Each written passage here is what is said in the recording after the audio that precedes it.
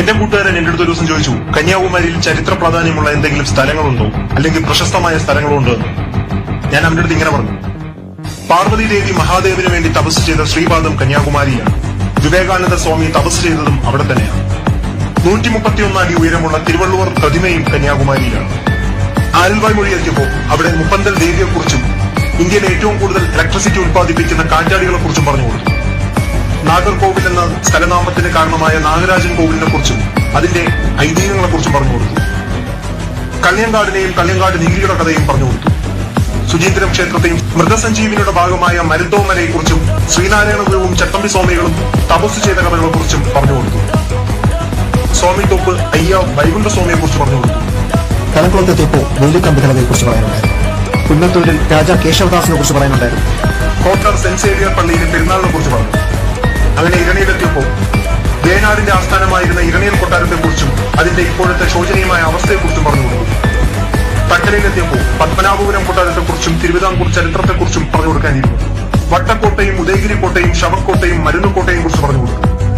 തിരുവിതാംകൂറിൽ അരപ്പള്ളിയെക്കുറിച്ച് പറയാനുണ്ടായിരുന്നു. തക്കനപ്പള്ളി പെരുന്നാളിനെ കുറിച്ചും പറഞ്ഞു കൊടുത്തു. കുമാരകോവിലെത്തിയപ്പോൾ കുമാരകോവിലിനെ കുറിച്ചും വള്ളി ഗുഹയെക്കുറിച്ചും പറഞ്ഞു കൊടുത്തു. കുളച്ചിലിൽ യുദ്ധത്തെക്കുറിച്ച് പറയാനുണ്ടായിരുന്നു. തിരുവട്ടാർ എത്തിയപ്പോൾ ശ്രീപത്മനാഭസ്വാമി ക്ഷേത്രത്തെക്കാളും പഴക്കമേറിയ തിരുവട്ടാർ ആദികേശവനെ കുറിച്ച് പറയാനുണ്ടായിരുന്നു.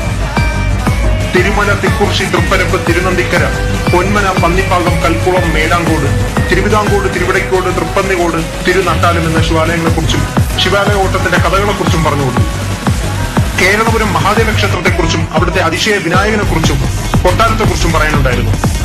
മുഞ്ചിറ എത്തിയപ്പോൾ പാർത്ഥസാരഥി സ്വാമി ക്ഷേത്രത്തെക്കുറിച്ചും പാർത്ഥിവപുരം ശാലയെക്കുറിച്ചും പറയാനുണ്ടായിരുന്നു. അതുവഴി നേരെ ചിതറാലിലെത്തി. ചിതറാൽ മലക്കോവിലിനെ കുറിച്ചും പറയാനുണ്ടായിരുന്നു. പേച്ചിപ്പാറയിലാണെങ്കിൽ പേച്ചിയമ്മയെക്കുറിച്ചും പത്തുകാണിയിൽ കാളിമലയെക്കുറിച്ചും കാളിമലയുടെ ഐതിഹ്യത്തെക്കുറിച്ചും പറഞ്ഞു കൊടുത്തു. ചരിത്രത്തിലെ കുഴിത്തറയുടെ പ്രാധാന്യവും കുഴിത്തറ കൊട്ടാരത്തെക്കുറിച്ചും പറഞ്ഞു.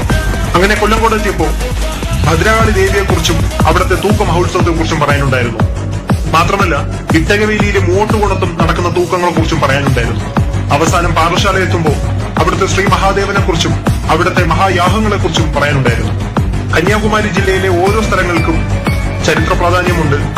മാത്രമല്ല അതൊരു ചുരുങ്ങിയ സമയം കൊണ്ട് പറഞ്ഞു തീർക്കാനാവില്ല എന്നുള്ള കാര്യവും ഞാൻ അവർക്ക് പറഞ്ഞു.